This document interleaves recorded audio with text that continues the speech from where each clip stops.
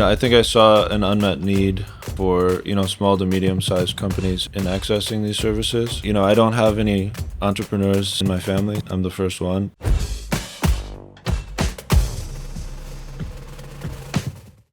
This episode features Ian Weimer. Ian Weimer brings over 8 years of experience in data science, research, and business development to healthcare and life sciences analytics. After receiving his master's in data science from DePaul University, Ian spent 3 years as a data scientist at a boutique healthcare consultancy, leading analytics projects for Fortune 500 pharmaceutical and medical device companies. His work contributed to 16 research publications and abstracts at leading conferences, supporting regulatory submissions and market access strategies with real-world evidence. He founded Weimer Analytics in 2025 to serve clients from Fortune 500 to emerging companies across pharma, med device, and biotech. Weimer Analytics is based in Minnesota and delivers health economics, real-world evidence, and regulatory analytics solutions. And now, here is Ian Weimer. Yeah, I was doing very similar types of studies and projects for another boutique healthcare and life sciences consultancy. And, really kind of did some market research and, decided that, I could tap into kind of the ecosystem here in the upper Midwest, which is very strong in medtech, right here in the Twin Cities area in Minnesota. Mm-hmm. And kind of bring those services to this area. And, it's been an area that's been covered a lot on the East Coast, but kind of bring it here locally. Sure. Yeah. And are you originally from Minnesota or where are you from? Yeah, I grew up in St. Paul, okay. Minnesota. Gotcha. Yeah. So growing up in St. Paul, did it occur to you even at a younger age, the medtech was a really big industry in Minneapolis, or when did it kind of occur to you? Was it more in college, or how did it occur to you hey, maybe this is an industry you want to put your time into?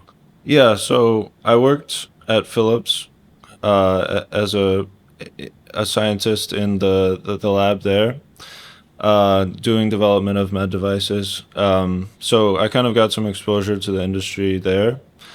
I also, at my previous work as a data scientist at the boutique firm I mentioned, worked with larger med device companies. So, I was kind of got exposure to the industry there. But I think it's, people know that, it's huge here, with Medtronic, Boston Scientific. And there's also, kind of emerging companies and startups in medtech as well. And I've been tapping into that ecosystem more and kind of connecting with Mayo Clinic. And, they have events that allow me to kind of connect and kind of, so, really I've been trying to spread awareness around kind of these types of studies, how they can be useful and how they can benefit medtech companies. Sure, yeah. Yeah, because I definitely, I think that's how we kind of met. We didn't meet at the Medical Alley Summit, but you reached out. The USD Discovery District sponsored the reception and the breakfast at the Medical Alley Summit this year, and you reached out. And that's how we kind of got connected. So really, we owe this conversation to Medical Alley, right? They were the ones to kind of connect us. But yeah, what you've been noticing since being so involved into more of the local ecosystem and meeting with all these entrepreneurs and stuff? What's the energy like? Yeah, the energy is great. Yeah, it's I think, it can be difficult at first for these companies to get started, right? They're doing product development, and I think, getting funding, can be challenging. And that's perhaps, one area I want to kind of highlight is, real world evidence can play a part in this and help, show value in the product that they're developing. It can kind of give an estimate on, what the value could be before the product is even developed. So it can be really useful for, companies in that early stage as well. That's interesting, and I like that you make that connection from what you your expertise into some of the challenges startups are kind of facing right now with respect to funding. So yeah, can you perhaps kind of share with us then, because when we think of doing a market research, what's your target market segment, your TAM, SAM, SOM, and all those type of things. I think nowadays with AI, yeah, it's kind of people may lean towards those tools, right? And before it was just Google searches and maybe accessing other type of paywalled market, research reports. But I guess what's so different, or the value proposition that you kind of offer in comparison to those other tools I just mentioned? Yeah, so the differentiator is, using real data. So, I have partnerships with 10 plus data vendors, that can come on and help. And so I kind of provide, an independent partner for companies to assess, what is the best data set, choose the best data set for a particular project. And the difference is that, if you're using previous studies and you're kind of using research that's already out there, it's not tailored to your your product, or perhaps the condition that your product is trying to treat. So let's say it's a novel product, and you're treating a novel condition. You can do something called a burden of disease study, which will look at what is the clinical burden of this particular condition. You can build a cohort out, using, you could use multiple different data sets and kind of get an idea of the numbers for each. Okay. When you say burden, what was it? Burden of what? Burden of disease. Burden of disease. Yeah. So when I think of that, I mean, is this cost, time, or like what are some of the quantitative metrics Yeah, to so quantify that? right. So it could be, any clinical outcomes that you might want to look at, such as, like mortality, any clinical outcomes. It can be economic, like health resource utilization. So, how often is a patient, in the ER? How often are they, staying in the hospital? Things like that. How often are they having outpatient visits? Yeah. It can be, you can measure cost over different time periods, and get a sense of that as well. Yeah. Um, That's interesting. So kind of the idea is that, the treatment should, show some benefit in these areas, right? Right. Clinically and economically. Yeah. So now this kind of makes me think of the FDA, right? I mean, say if we just pick, and as an example, as like kind of a thought experiment here, like a class 2 medical device, right? They have to go through the 510K pathway, all this stuff. But I think one thing that I've kind of recognized in this landscape is, yeah, the FDA is effectively there as a marketing approval, right? So some of the things that you're mentioning about mortality and kind of this, in layman terms, the promise that the innovation can do, where does that lie between pre and post FDA kind of approval?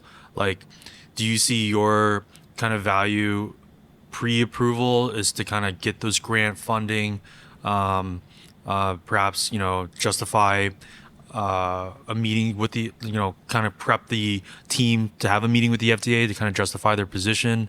And then maybe, is it different than post-approval? Now we're talking more traditional marketing, brochures, advertising, sales, and all that stuff. So you kind of share how you kind of interact with those two areas as it relates to the FDA? Yeah. So they're increasingly being accepted in, kind of pre-approval stage. So getting approvals. Actually, in December 2025, less than 6 months ago, they passed they released a guidance for changes, kind of much more accepting of real world evidence. And the key change was that previously, used identifiable patient records, and now they're accepting real world. They're accepting de-identified records, kind of on a case by case basis. Sure. So it opens the door for a lot more use of real world evidence for initial approvals. I think it's there have been 250 approvals since 2016, but now with this updated guidance, we could expect that to accelerate. Sure. And do you think that the updated guidance, I mean, if we consider kind of the new administration, the new leadership at the FDA, do you think that updated guidance is kind of like a motion to just accelerate just more commercialization of tech?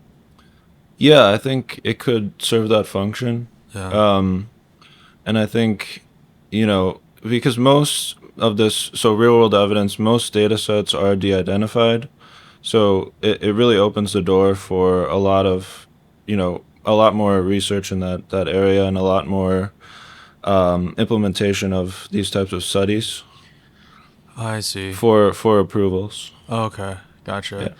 And then kind of break it down. So when you say de-identified data, so these are, metrics that there is no identifiable information like name, like age, sex, kind of thing That's right. with the data. Oh, okay. Yep. Gotcha.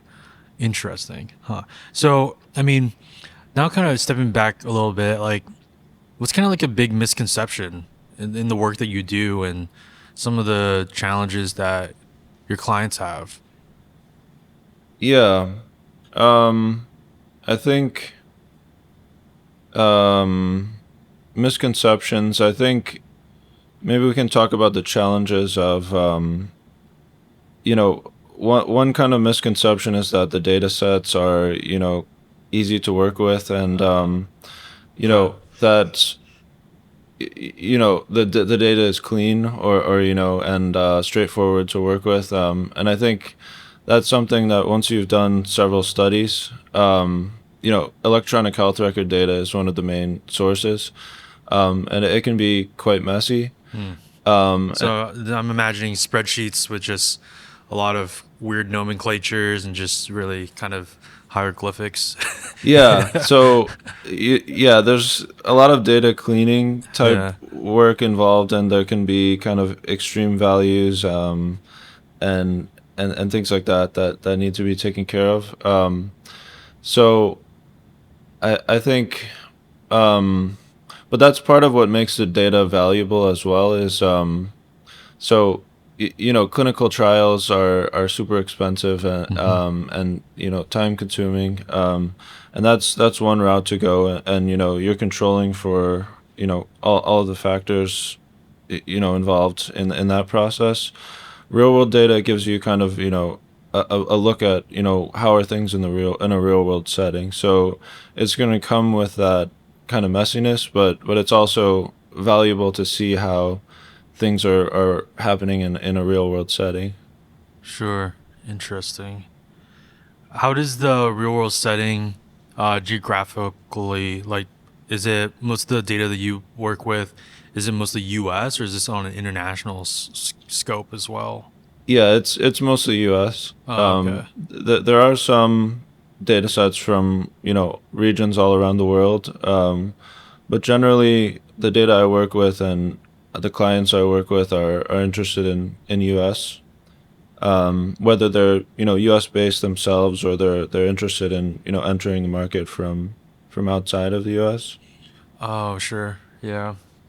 And I think that's the thing that I've been noticing too. Kind of doing a part of our outreach at the USD Discovery District is working with some international companies. We've had several international companies and founders on the podcast here, and yeah, I think that's still definitely a trend that I'm noticing, that a lot of international medtech, life science companies are still trying to get to the US because they kind of view the US as kind of like the big market, right? Right. With the FDA. How do you, so like in your line of work though, is it like how does like data privacy and like HIPAA and like is there additional regulations or standardizations that you have to be very mindful of when you work with this? Because I think this relates to AI, right? I mean, people are just very curious, what data is being sold or what data is being utilized. Like, how do you kind of interact with that whole realm on a day to day? Right. Yeah, it helps, when most of the data sets are de-identified Yeah. already. Yeah. But, I think you still want to be mindful of HIPAA and kind of, data handling practices, and, making sure everything is secure. And you have, multiple kind of contracts that are usually in place, with terms around, data use, and all of that.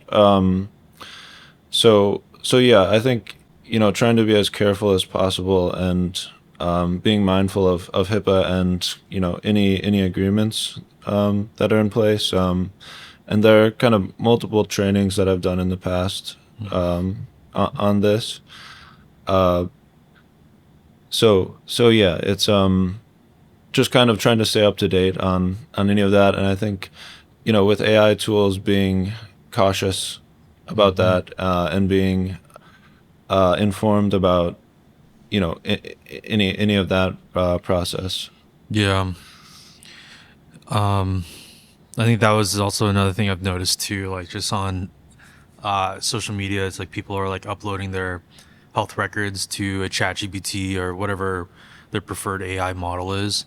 And if I'm not mistaken, some of those AI companies, I can't remember which one, but they're also marketing themselves as like, hey, we can provide you some insight if you disclose some of your health information. Right. Like, if you were to take a step back, someone that does this on a day-to-day basis, how do you feel about this whole trend of like, this gap between AI and our health and our personal data? As like, I feel like the gap is slowly kind of, the Venn diagram is slowly kind of merging to the center. Like, how do you kind of reconcile all of that right now? Yeah, I think, to the best approach, I think, is to be cautious and to stay informed about, the policies that each company has. For example, I use Claude. And you can go into settings, and you can see what the data retention policies are, and you can update it to. Well, not a lot of people may know that, but yeah, you're absolutely right. That is a setting of features. Yeah. Yeah, so I think, being mindful of that and any other tools, and that's really kind of on a data governance side of things. So I think, every company should have data governance in mind, uh, and they should be cautious and informed on, those policies, the policies of the companies that they're using, trusting with their data. Yeah, so I think it's very important because, no one wants to have a data leak, and I think no one wants to have, a company having. I mean, a company shouldn't have access to, you know, patient information. Yeah. Uh, Yeah. And then maybe that's just the thing too. It's on one hand, one could say like AI tools have been kind of like the barrier to entry is like getting lower, and if any way, and someone can say maybe it's getting more commoditized. But on the other hand, there's still like this kind of knowledge and training of use of AI, kind of like what you just shared. You can go into the settings and actually kind of peek behind the hood and see that there are features where you can control, turn on and off, and like you said, just be informed at least. Yeah, and I believe that with Claude, there's, the enterprise version of it doesn't retain data at all. So that can be beneficial. But just being aware of these things, Yeah. right? Like who, what are the policies in place there? Right. Yeah. I also like your touch on kind of the governance piece as well, because I think more and more probably whether that's in healthcare systems or startups even, they should definitely start thinking about that as like an additional policy. I mean, I could be mistaken, but I don't know if the FDA has like certain expectations for like a med tech startup. Maybe there is. I'm pretty sure there is, but just how do you handle data, right? I've seen like some of the more of the federal grants, there's always like a statement or a policy, and cybersecurity and all those things too. So at the end of the day, I think people should definitely be more aware of that. At least having like contingency plans or understand what to do if something was to happen. Yeah, I Yeah. think it's really important, to prevent any mishaps or issues, but also from like a just responsibility and kind of anyone using your product, wants would wants to have secure data, right? They don't want to have any issues with that. So I think it's very important, even yeah, for early stage companies to be thinking about. Mm-hmm. Yeah. So kind of look a little more forward thinking with your business. What are kind of things that's been on your mind right now, and what are some things that you kind of hope to plan as you continue to develop your business? Like, what's in the future of your business? Yeah, I think I want to continue to spread kind of awareness Yeah. about, Yeah.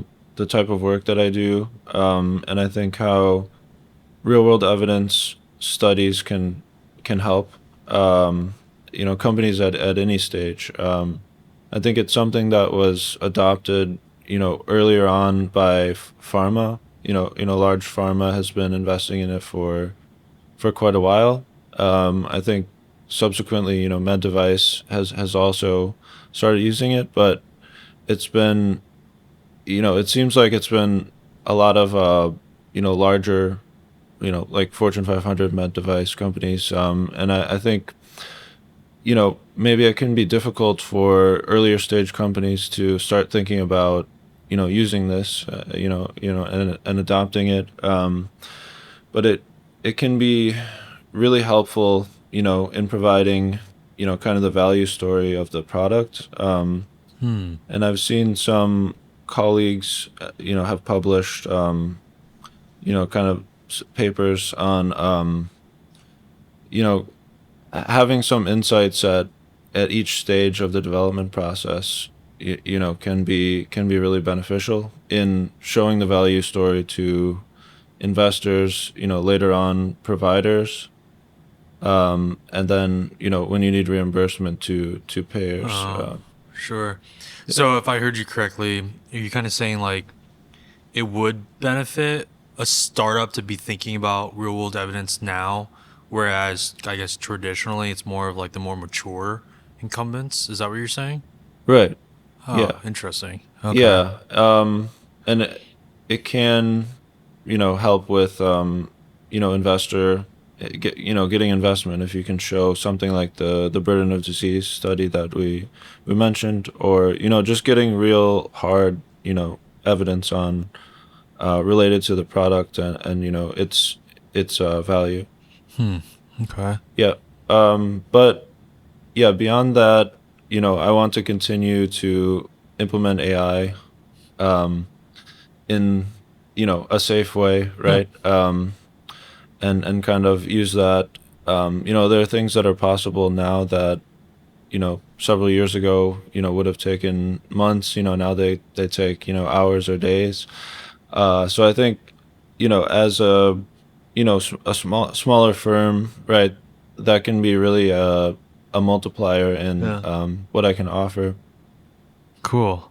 Yeah. And then like, where do you kind of see your company in like, I don't know, 5 years from now? Like, growth wise, like right now is it technically based in Minneapolis then, your Yeah. company? Yeah. Where do you kind of see as far as markets go? Are you kind of doing like growing from Minneapolis outwards, or where is your interest? Where do you kind of want to be at?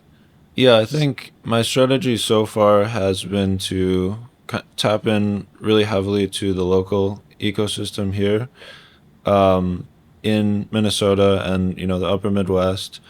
I go to a lot of networking events, like, yeah, like, 8 to 10 networking events a month. Wow, that's a lot. And I do those posts on LinkedIn and kind of do some takeaways and Sure. insights from the events. But yeah, just really trying to connect with people and see where their needs are, and how I could potentially help them. Yeah. So I mean, yeah, you are going to quite a few events. You're incredibly active on LinkedIn, and it's awesome to see, right? It's awesome to see that type of energy. What have you been noticing? Like, what's the common denominator in all these events that you're going to? I'm sure you've heard a lot of speakers, guest speakers. Any trends or anything that you could share with us, perhaps, that you've noticed? Yeah, well, there's going to be an FDA event next week that I'm going to, so I could Oh, it's at uh the town hall. at the town hall, yeah, the Oh, medical okay. alley Yeah, yeah. event. But the events that I've gone to, I went to a Mayo event last week. They had 25 startups that were Wow. using Mayo Clinic data. They have a program called the Mayo Accelerate Interesting. program. So that was really interesting, and it seems like genomics is becoming really prevalent, and a lot of these companies are using that, and kind of tying genomics insights to clinical decisions. And getting that involved in the clinical process. I also learned more about remote patient monitoring company, and kind of they're trying to do some ambient monitoring, and so it's a lot of that's generating its own real world data, right? Their product. Yeah. So those were kind of the takeaways from that event. And kind of the events vary in Sure. yeah, but some are more startup focused, some are traditional, people from Medtronic and kind of Oh, larger firms. sure. Yeah. So I mean, the Mayo event. So that would be an example of obviously, de-identified data, right? And Yep. that would be an example of real world evidence data as well. Yeah. Gotcha. Yep. Yeah, it's interesting that you're seeing a trend in the kind of the monitoring or the remote ambient piece. Well, that's rural healthcare. I feel like that's a huge uh, mission right now, especially in South Dakota, right? But just in the Midwest too, where virtual care, right? And these are other data points too that maybe um, we take for granted in some days. Because I've heard so many applications where there's software companies that's like kind of more of like it appears to be some type of surveillance, like a camera, right, and it monitors like a patient in a bed, or if they make any moves, something like that, it'll send an alert or a signal, right? But those are just so, like you said, just ambient, nuanced data pieces that maybe we take for granted.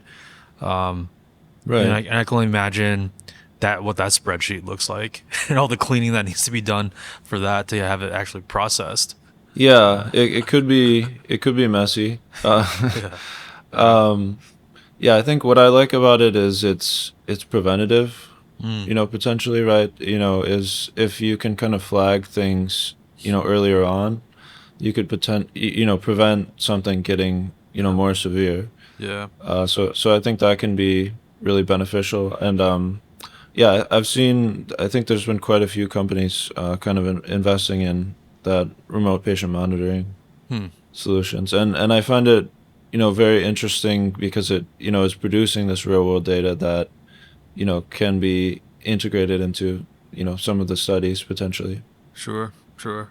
Mhm. Kind of shifting a little bit, kind of going through your entrepreneurial journey. And have you started a company prior to this one? No, this is Wow. my first one. So, um, man, actually, I have a lot more questions about that now. But Mhm. where you're at now, what kind of resources do you feel like are kind of required, or that has been incredibly beneficial to you being an entrepreneur in this industry? Like, can you share some of those? Yeah, I think probably the biggest one is, you know, connecting with others who have, taken a similar path. Because I think when I first started doing this, there were a lot of things I didn't know about the process and the challenges. So, I think getting insights from others who have done it on, things like, business development, building relationships, as a, data scientist before this, before becoming an entrepreneur, I think, those things could feel very foreign. Yeah. So, one way is to kind of, learn it as you go and kind of, Right. by, trial and error, right?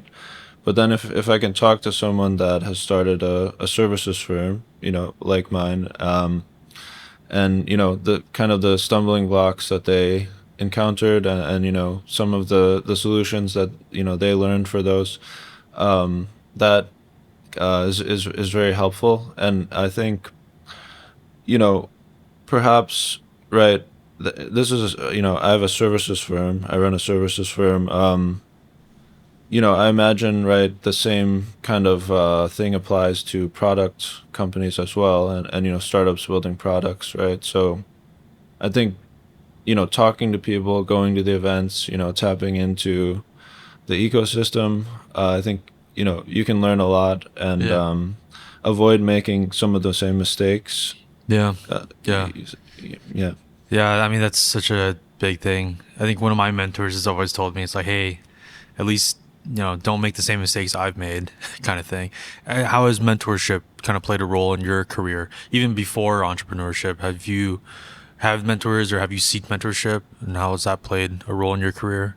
Yeah, I think the first thing I think of is kind of, technical mentors. And kind of, I learned a lot from, statisticians and other data scientists, and people with expertise in, kind of my niche, which is, that kind of real world evidence and outcomes research. Yeah, so that helped a lot, um, because I think it's very much something that, being taught and mentored in that way and working closely together on projects, helps a lot. I at my previous um, firm, did quite a few, projects independently, and led quite a few projects, but there were kind of mentors that I could kind of, rely on, if needed as well. Yeah. So yeah, I've benefited a lot from that. On the kind of more entrepreneurship side, yeah, that mostly in the past year I've connected with, a lot of entrepreneurs, some of which, have been running companies for 20 to Yeah. 30 years. So that's been super valuable, super helpful to, kind of, get insights from them on, what are the best approaches to things. Yeah. Yeah. Did you always want it to be an entrepreneur, or do you have entrepreneurs in your family, or Uh, why? I mean, it seems, yeah, with your education, you went to grad school too, right? Yep. And you got, your job at some, really established companies. Why take the risk? Uh, yeah, I think in this case it was about, bringing the services to this area and, you know, benefiting, being able to benefit, companies nearby and, really having kind of autonomy about, how to offer those services. And, I think I saw an unmet need for small to medium sized companies in accessing these services. So really trying to fill that. Mm. Um, and no, I don't have any entrepreneurs in my family, so I'm the first one. Wow. and but yeah, I don't know. I do follow some, kind of on LinkedIn, and of course we know, some of the very visible entrepreneurs like in the tech world. Would it's a bit different, but Sure. Yeah. yeah. Well, I think that's the thing with the whole marketing and media, right? It's like what we're exposed to on our phones and devices is just one side of the story. I think the other piece of maybe entrepreneurship people kind of don't see is, the late nights, the sacrifices you got to make to either deliver something for a client or, taking a crash course on how to keep your QuickBooks up to date and all that stuff. The very kind of small things, the back office operations that I know, at least in my journey, I've taken for granted as well, working for a company than doing it by myself. Mm. But yeah, that's I think that's just really cool to kind of uh, see that you're really passionate in what you do. And I think maybe that is kind of like the life cycle of disruption as well, right? It's like where young professionals go to university, get their education and training, go work at an established firm, kind of see what it's like behind the scenes, and then recognize that maybe sometimes there is a lot of red tape that doesn't need to be there, and we can move as an industry probably a little faster, right? And the autonomy piece too is a huge piece of that as well. Kind of as I was hearing you talk about going back to real world evidence and outcome based research, COVID and the pandemic was definitely my lifetime. One of those moments where we were consistently referring to the CDC and publications and research, and a lot of numbers were thrown at us, right?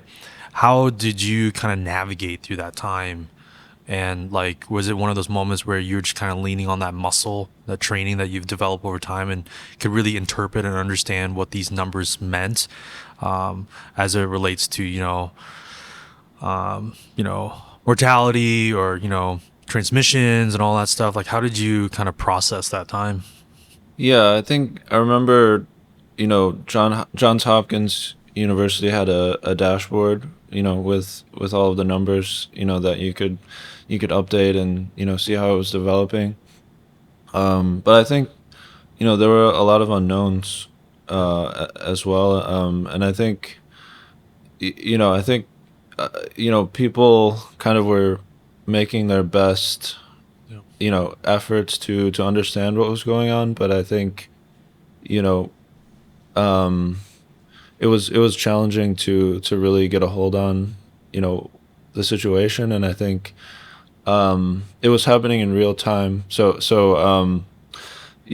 of the like real world evidence studies, like the burden of disease study we mentioned is we're looking retrospectively. So we have at least 6 months, a year, a few years of data. So I think that wasn't really possible to do, and it was real time, and decisions had to be made. I think using very imperfect and nascent data. Uh, Mm-hmm. so yeah, I think it was very challenging. I think some initiatives came out of it. Um, there's a project called the N3C. Okay. Uh, it's basically COVID data that I've kind of tapped into before and used. Uh, it was Yeah, so that was a data set that came out of it to study, you know, the development of it, and kind of retrospectively look at do outcomes research basically on COVID, and see how it impacted other conditions. Um, eh, so I think people, I think everyone did their best. Yeah, of course. Yeah. Yeah, it was a crazy But freaking it was time. challenging, and I think there was a lot of debate, about Yeah. what was the right approach. Yeah, and I think you bring up a really good point too, where that was in our lifetimes new, right? And so maybe we don't have all the data in front of us, but now it's been what almost 7 years now, 6 years, 7 years Yeah. since then, and I would like to imagine that now we can look retrospectively. Now we have data because I think that would only equip us and be prepared for the next pandemic. Our last guest on this podcast, he was talking a lot about Dr. Patrick Hogan, talking a lot about antimicrobial resistance. Right. And he brought up a really good point where it's like, okay, this pandemic was in our lifetimes, but pandemics have been going on, since civilization, right? And there will unfortunately be another pandemic in the future, but how do we just be more prepared for it? So I'm glad that there's professionals like you that are at least looking at the data and are at least open to, improving and making things better for all of us to have more informed information at our disposal. So Yeah, I think that's the end goal, Yeah. of this kind of research, is to, inform, everyone in the medical community, and try to make better decisions. So there's an emerging innovation community in Sioux Falls, South Dakota, and the USD Discovery District has completed a construction spanning about 50,000 square feet. This facility is dedicated for high-growth bioscience and life science companies where they design custom lab and office and will build it. To learn more, please visit usddiscovery.com. we're almost halfway done with 2026. What's next for you? Yeah, I think I want to continue to try to help, small to medium-sized companies, kind of access, these services, and get better insights, using data. Continue to develop partnerships with, other I have kind of a network of clinical partners, to tap into, continue to build partnerships locally as well as, around the U.S., potentially internationally as well. Yeah, and potentially grow the business as well. Yeah. Yeah, so those are really the goals, but I kind of try to take it, one week or month at a time. But Yeah. but I think it's good to have a long-term strategy as well. Definitely. Yeah. Do you ever think about like releasing your own product, like a digital product? I imagine over time you're gonna have kind of unique data sets of your own and methods of how to process or generate reporting or something like that. Have you kind of thought about that? Right. Yeah. It is something I've been thinking about, as a possibility, maybe for the next several years. I think the most likely product would be kind of a clinical machine learning solution, for predicting some condition. Yeah, so that would be the most likely use case that, and I don't want to develop a product where there is no need. I want Sure. to assess where an unmet need is and try to fill it with a data science product. So how would that product work, or what would that be exactly? This machine learning component? Yeah, so basically it could be kind of integrated with remote patient monitoring, or it could be in a like a surgical setting as well, but basically using a lot of prior data, to try to predict an incidence of some clinical condition. Interesting. Yeah. Okay. Huh. So Would you vibe code that? no, I mean, maybe some of the kind of if it was an application, some of those components, but I think not the actual algorithm itself. So, you would kind of select, probably test many different algorithms for machine learning algorithms for prediction, and kind of, run a lot of tests there, and try to, and then you can do kind of model adjustments and things like that, and refinements, and it's an iterative process, and arrive at the most accurate model for prediction. Interesting. That's also one thing I've always kind of wondered. On the devices side, it makes sense for me, or as it relates to the regulatory pathway. I'm a little familiar on the drug development side, but how would something like that, or just like software innovation in general, how is that regulated, like with the FDA? Yeah, it's AI and machine learning and all that. Right. Software products, I think, they're regulated similarly to other, so they do need regulatory approval with the FDA for use. So there is that kind of challenge, but it's for safety purposes, right? Um, yeah, yeah. It's just one of those things where it's like, it seems like, well, maybe that's the thing. When I spoke to Bill Benton, who was on the podcast maybe a year or two ago now, he was talking about the distinction between wearables, right? Like an Apple Watch. Yeah. Although it can present metrics and some data about your health, it's not necessarily a medical device, because it's not, and I could be wrong here, it's not necessarily like addressing a specific indication.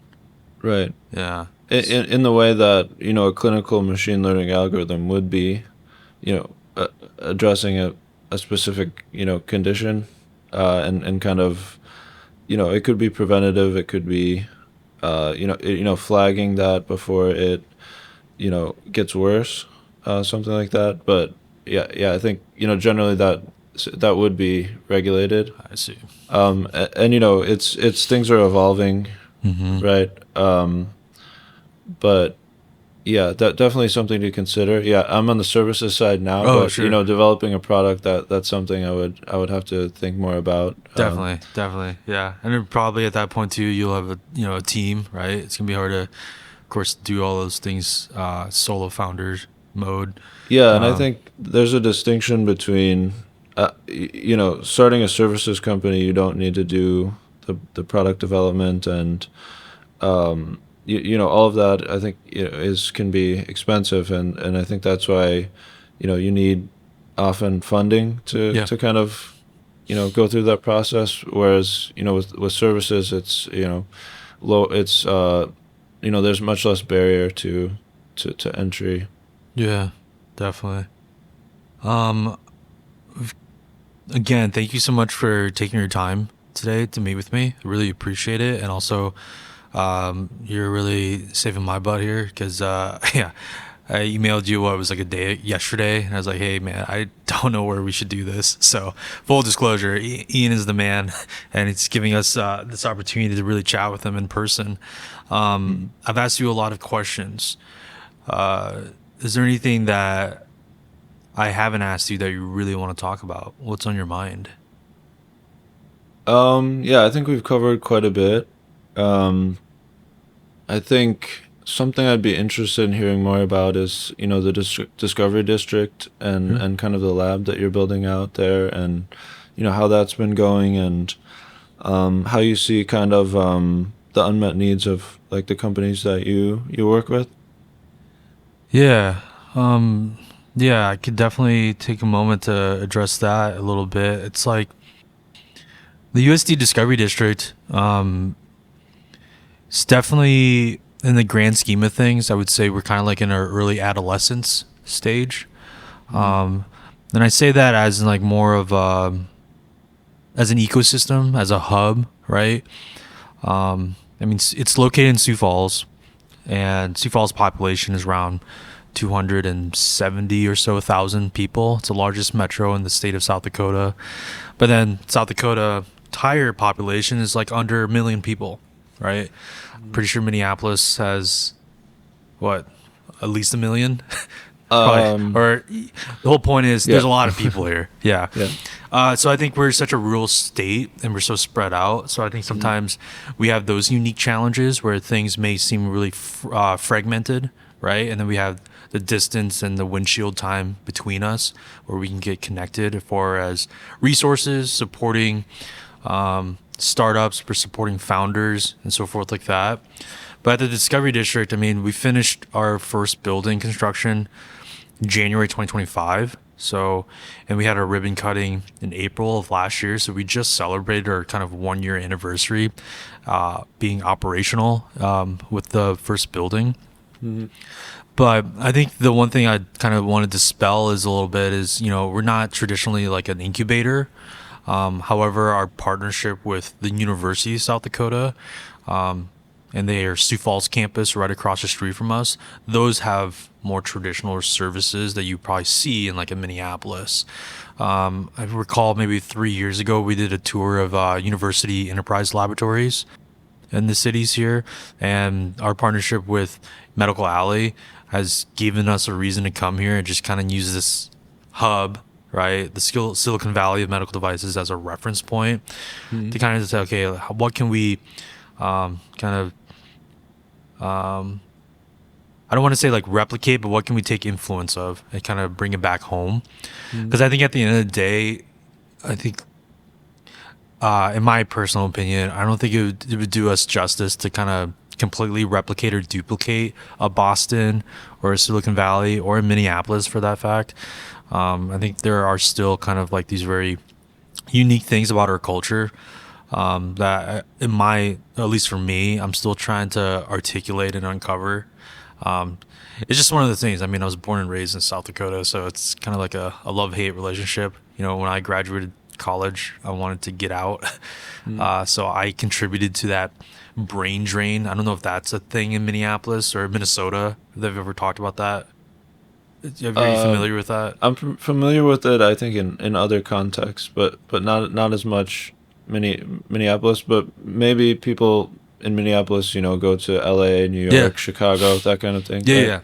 I mean, that's just the thing. It's like from an economic state perspective, it's like they invest in the students, their education, but once they graduate, there's no private industry, there's no jobs for them. Well, that's one opinion. The other opinion is maybe the students just want to leave and just get more experience elsewhere. But yeah, and to kind of answer your question more directly, after all that long-winded response is, you know, we have a structure or building, but there is actually no built-out lab in it. So it's all core and shell, right? Like this right here is a beautiful amenities that you have with your apartment complex, but imagine this is just completely empty.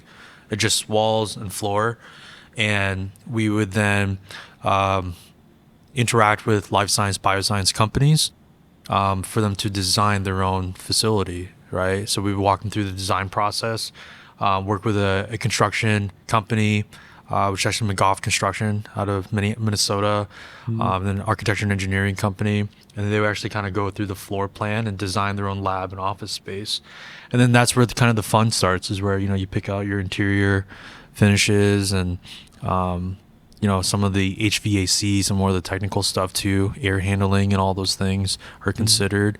And then, so it's a complete full like design and build process. I mean, for reference point, I think if we were to have like a, you know, a company that was interested, it would probably take maybe, dude, I keep going back to 6, 7. I don't know. I feel like I'm a millennial, but I keep saying those words. It does take about 6 or 7 months to complete the whole design and design part, and then probably another 6 months for construction to build out. So it's a long-term, long relationship. And that would be tailored to the company's needs, right? Precisely. You know, they have particular lab needs if it's a, you know, medtech or, you know, biotech. they know what they need, and they communicate that to you, and so you work closely together on that. Oh, precisely. Yeah, it's definitely not transactional at all. I think in one scenario, like one of our tenants, Omega Analytics, they're based out of Sioux Falls, and they specialize in omega-3 fatty acid research. And I think their story is really interesting. We have a case study that we published, but they were, at the time when we met them, they were currently located in an incredibly unassuming part of town. Like, it was in a strip mall next to like a doggy like daycare, grooming, and like a barber shop, and then you had like this lab of like 15 professionals just doing blood testing, right? Super unassuming part of town. I think what in their scenario, they actually had a lot of square footage, but it was the building structure wasn't optimized for their use. So therefore, you can kind of start having these conversations like efficiency, productivity, right? So they actually effectively downsized in their new location at the Discovery District, but it's way more efficient, right? And it's actually way more collaborative. And I think that's a really kind of a good reference point for some companies is like in those scenarios, it's kind of, okay, what's your existing facilities and what were some changes that you'd like to do with it, right? Or other companies that want to expand and they just want to kind of just take the floor plan and plop it in South Dakota for other things like being in closer proximity to our healthcare systems, right?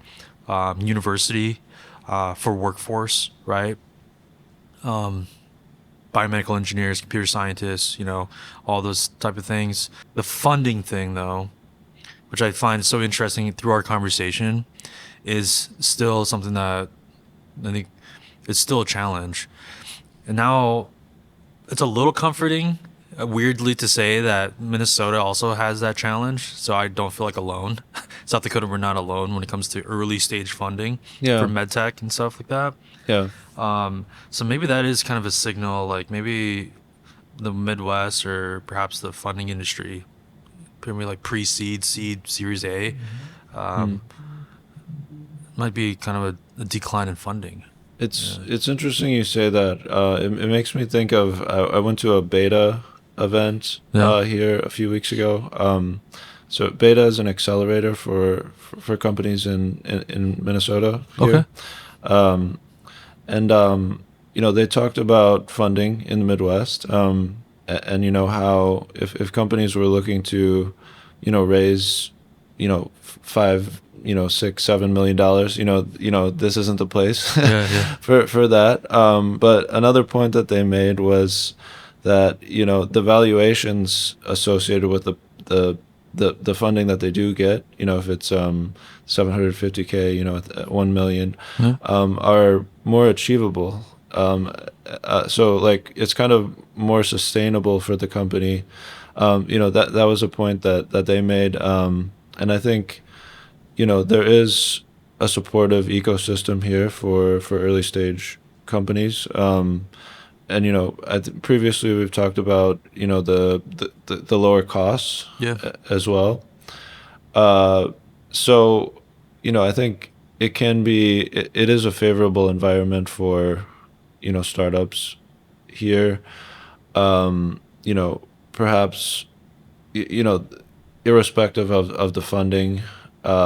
Sure. Yeah, and this is something that I would explore more if I want to start a product company, but it's something that I'm following. What do you kind of have any more insights on that, or as far as like companies that are not like more service-based companies and how they can kind of partner or interact with the Discovery District, or no, so as far as kind of the dynamics of funding, and how we have generally lower amounts being funded here, but there's the lower cost of living. There's, sure. Things like that. Like there are other things that maybe attract companies to Minnesota and the surrounding area. I think you had highlighted before in one of our previous conversations, the there's for medtech companies, there are manufacturing Yep. support around like the South Dakota area. Yep. So Gotcha. yeah, I think I things follow like you. that. Yeah. Well, first and foremost, when you said favorable environments, full disclosure, we're not paying him to say this. So I just appreciate you just being on point there. I do appreciate that. I think as it relates to just kind of like more of the, let's say, indirect or maybe ancillary incentives or benefits for, or I guess what makes that region of Sioux Falls area, and yeah, we could probably throw in Minnesota, Iowa, Nebraska as well. That region is so interesting. Is sometimes when I think about distribution, the Discovery District's located right on the corridor of I-90 and then I-25. I'm sorry, I-29. So those are just major interstates that when I think about later stage companies that have a product or in the supply chain, right? Whether that's shipping cell lines or, consumables, those type of things that maybe healthcare systems would need. They rely on, we as a country rely on truck drivers. I think those are some kind of the things that is a little under the radar, underrated when it comes to communicating the value of that region.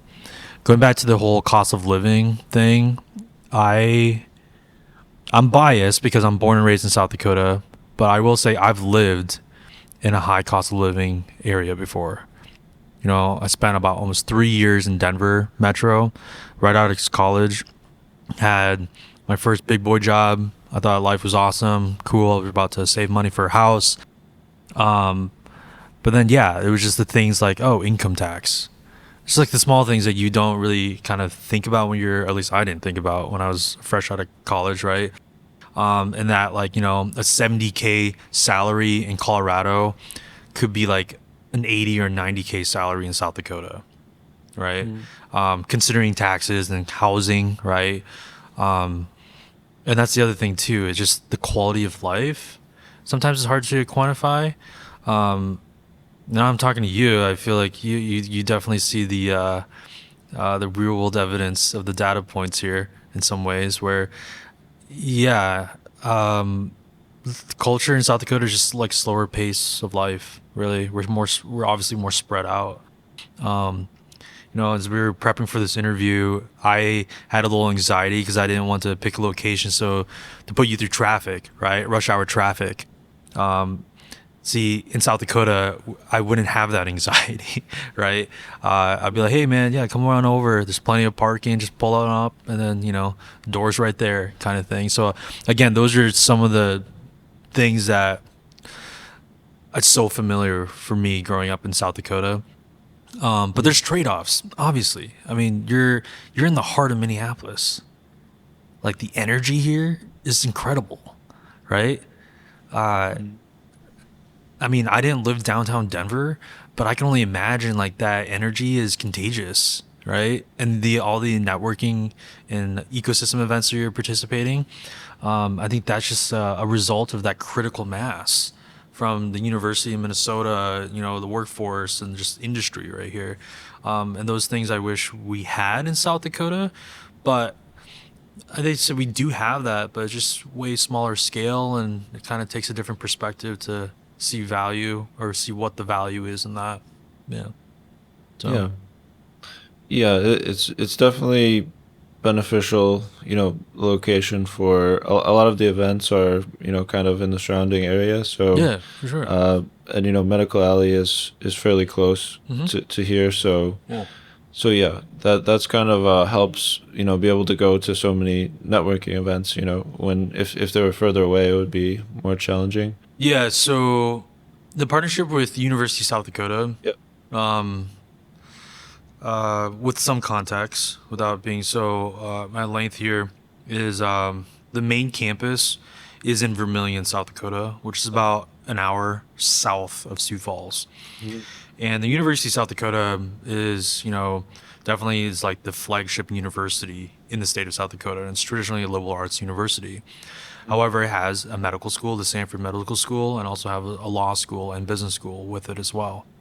I think that's another interesting thing that I'm constantly reminded of is USD is a liberal arts university, but the investment in biomedical engineering, computer science, artificial intelligence, it was one of the first academic programs in the state with AI. That type of training and education is definitely interesting because I went to a traditional science and engineering college, and there's obviously a lot of examples across the country, but I think when you have students that can mix the humanities and the liberal arts to a STEM, I think that output actually is a little more interesting, where they kind of see things in a bigger picture, but I think that also kind of breeds entrepreneurship. Yeah, that's what I was. They're taking a little more risks, and it's kind of like when you're young, you don't really know what your limits are. You just have to test it, kind of thing. And I think that's actually a very a great skill with the workforce. But yeah, all of that was to say was yes, the USD Discovery District is a separate 501c3 from the University of South Dakota. So although we share the same three letters, right, and we represent similar logos and colors, we are a separate entity.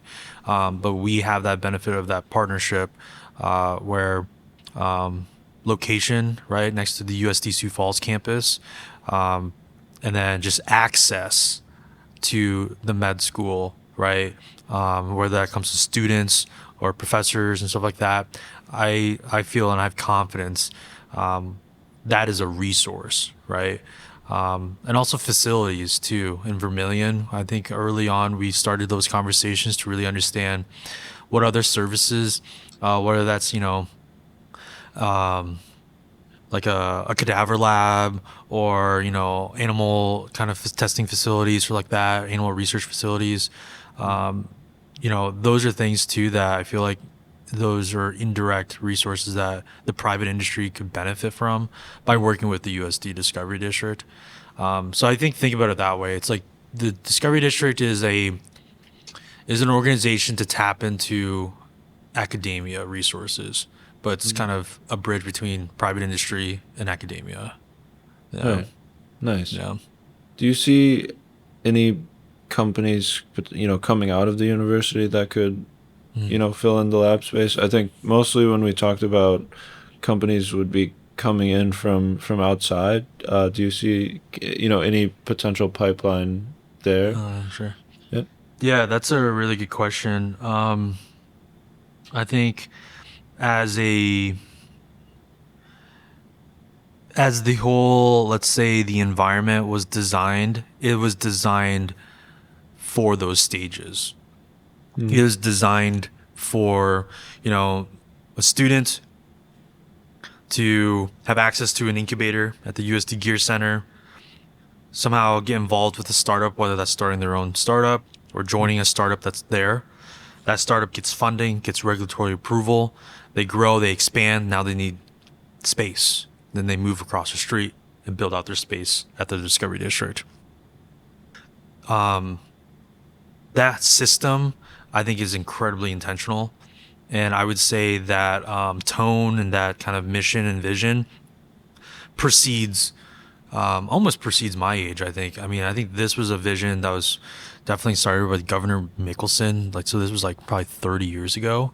Because, this a lot of state support has gone into the research park, but also just kind of strategically having everything in close proximity, right?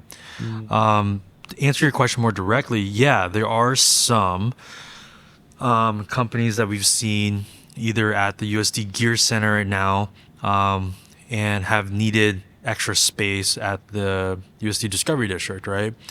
I will tell you that it's not a linear path.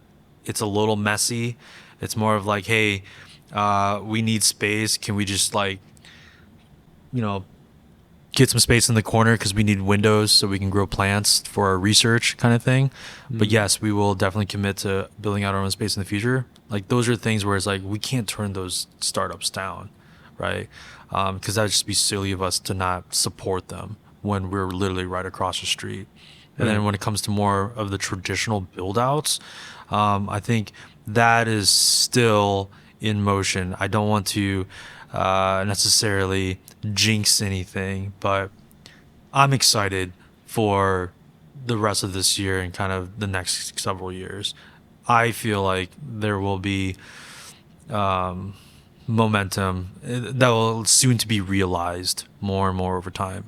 I think Omega Quant was a really big kind of victory for the entire community, right? And something tells me like that momentum is just, when it rains, it like just kind of pours. And truthfully, sometimes I feel like we, or at least for me, it takes forever, or it feels like forever. But at the end of the day, we've only been in operation for like a year. So it's a lot of kind of perspective, just trying to take a step back and be like, okay, yes, ideally, I wish the Gear Center was filled with 30 startups, right? And just like there's a wait list across the street and we can't get them all through the door. That is not the case. And Not there's yet. so many factors, right, that we've talked about in this conversation: funding, regulatory, and then more recently, I've been thinking about ideation, entrepreneurs like yourself. Your visit at the Mayo event, where's that critical mass of startups, right? I think it's just over time, slowly, it'll just kind of grow. So, yeah. Nice. Yeah.